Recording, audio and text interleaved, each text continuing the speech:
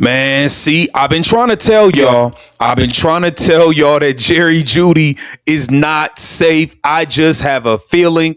Listen, man, if GM Andrew Berry and Todd Monken was willing to come off of Myles Garrett, you damn sure better believe they're not going to be playing games with Jerry Jeudy. We got to get into this article. As it says, Jerry Jeudy could be on the move, man. They are not sold on him being a number one wide receiver. We got to get into it. Welcome to Keep the Vision. Make sure you like, comment, subscribe, share the channel, hit that bell notification, hype the video. Nobody saw this coming. Not the Cleveland media, not the fans who defended him, and definitely not Jerry Jeudy himself. Because right now, behind closed doors in Berea, the Browns front office is making a decision that could blow up the entire wide receiver room. A decision that says one thing loud and clear: Jerry Jeudy is not safe.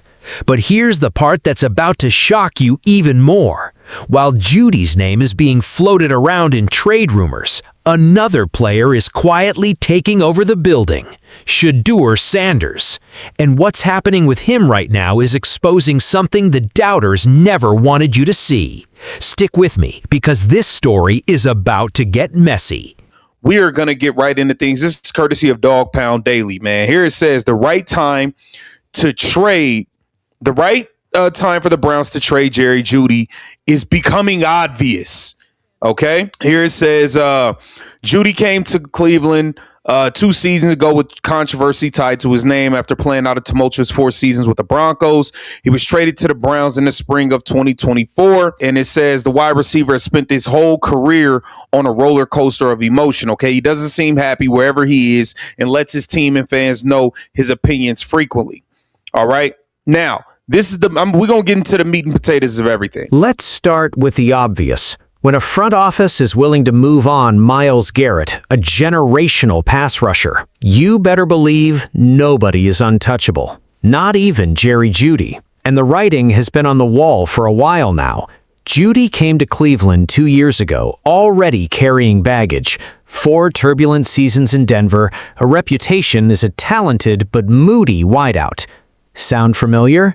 Because here's the truth nobody wants to say out loud.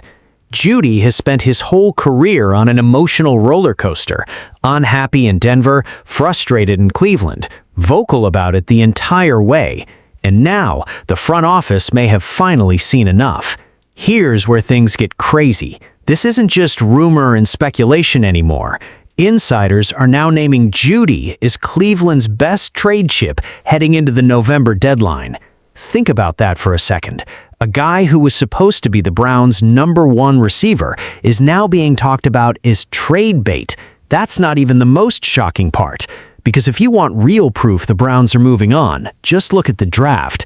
2 receivers selected in the first 2 rounds: Carnell Tate, Denzel Boston. You don't draft 2 receivers early unless you're planning for life after somebody, and that somebody might be Jerry Jeudy. Now pay attention to this. Add up the pieces. 0 realistic hope of contending this season, a roster that needs to get younger, a front office already willing to trade away a star pass rusher. That's a recipe for selling off veterans. Cedric Tillman could go, but insiders say Jeudy would fetch a far bigger return. Here's where the media's argument completely falls apart. For months, talking heads have hammered Shedeur Sanders, called him a project, called him a mistake, called him not ready. But while they were busy attacking a rookie quarterback, they completely ignored what was happening with their supposed number 1 receiver. Isaiah Bond was the one lighting up OTAs, catching bombs, turning heads. Jeudy? Quiet, unremarkable. Not bad, but not the guy you build around either. And that's the double standard nobody wants to admit. Show your work. Don't tell me about nothing. He's just terrible. Every time I get in a conversation, I need you to say and argue your point without saying terrible. Don't say terrible. I need you to find a new word in your vocabulary. See, what this quarterback coach has shown you and told you, which you might not understand because you guys aren't breaking this down, or you don't want to understand this. He's saying that there are times on the football field Shedeur Sanders sees something, whether it's in a zone or a coverage or something, and he throws a route that may not even be the primary target. The coach says, Now let's talk about what's actually happening with Shedeur Sanders, because this is where it gets real. Quarterback coach Mike Borgonzi sat down with Shedeur and broke down something most analysts completely missed. It wasn't about arm strength. It wasn't about athleticism. It was about vision. Shedeur sees something on the field, a leverage shift, a zone bust, a safety cheating late, and he throws off it before the play even fully develops. Coach watches the tape and asks why he threw a route that wasn't even the primary read. Shedeur explains exactly what he saw, and the coach goes back, rewinds the tape, and the read was right. The underneath option was taken away. Shedeur anticipated it, went over the top instead. That's not luck. That's not system football. That's the it factor. You either have it or you don't. Here's where the conversation needs to stop. Football isn't black and white. It's not all great or all terrible. There's nuance. There's science behind every read, every throw, every check at the line. But too many critics only judge outcomes. They don't judge process. They don't judge methodology. And that's exactly the trap people fall into with young quarterbacks. They want instant results without understanding what's actually being built underneath. Shedeur Sanders isn't being coached on talent, he's being coached on detail, and that should terrify the rest of the AFC North. And what happened next left even the doubters stunned. Veteran sports radio voices, the same ones who fueled the Shedeur skepticism all offseason, are starting to change their tune, because they know something the casual fan doesn't. Vacation season talk is cheap.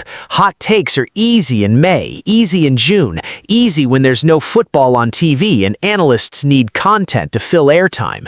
But that all changes the moment training camp opens.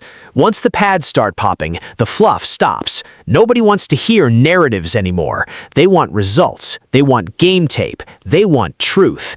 And that's the moment Shedeur Sanders has been waiting for his entire career. Time right now, we'll entertain silly stories. Nah, they just talk. When that camp open, it's called, sorry, honey, it's football season. All them extracurriculars, stop. We ain't trying to hear no tabloids. We ain't going to do no yard work. We ain't moving around doing nothing. That when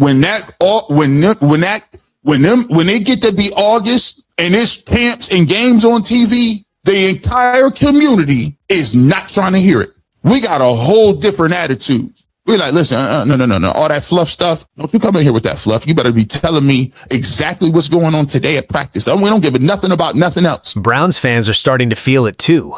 The frustration with Jeudy's inconsistency, the excitement building around the young receivers, the buzz every single time Shedeur's name comes up in camp reports. Social media is split right down the middle. Some fans are furious at the idea of trading away a talented receiver in his prime.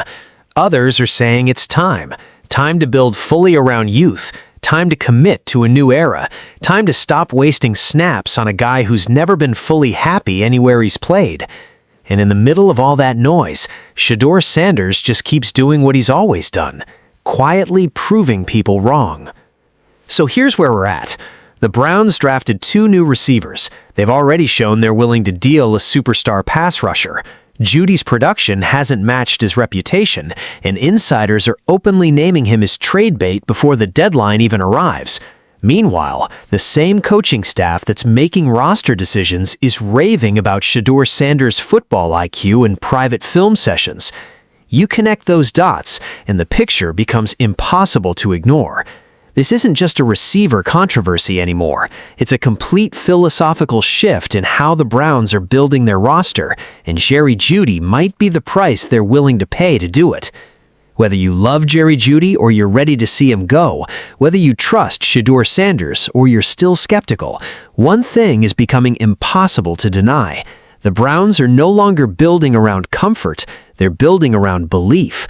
Every rep, every read, every film session, Shedeur keeps giving this organization a reason to bet on him. And that might be the most dangerous thing of all for every other team in this division. Because once the pads start hitting in August, the narratives stop mattering. Only the tape will tell the truth. So if you don't want to miss a single update on this Jerry Jeudy trade saga or the rise of Shedeur Sanders in Cleveland, make sure you hit that subscribe button right now. turn on notifications, drop a comment with your prediction, and let's see who's right when the pads finally start popping.